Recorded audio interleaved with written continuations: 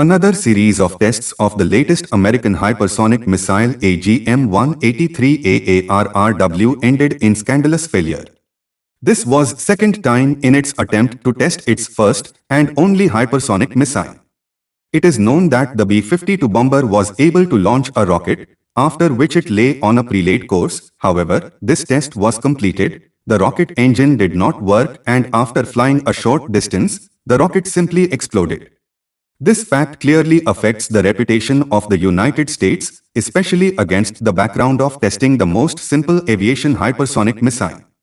The circumstances are currently being investigated by experts, but this makes a serious delay in the adoption of hypersonic weapons by the United States.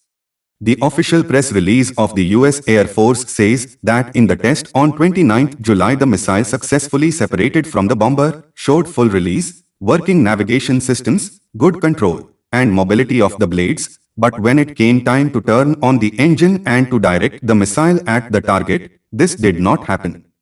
This is a critical opportunity for our Air Force, and we have the best team working to establish what happened and fix it to get ARRW to our fighters as quickly as possible, said Air Force Program Manager on Armaments Heath Collins.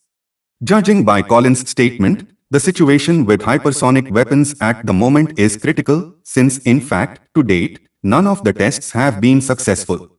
In April, the US Air Force made the first attempt at a real test of its hypersonic missile, but then the problem was different, it was not successfully attached to the bomber. Even then, the Pentagon announced that the main goal of the US Air Force was the first successful test to be performed by the end of July this year, but as it can be seen, it was again unsuccessful. Thank you everyone for watching this video.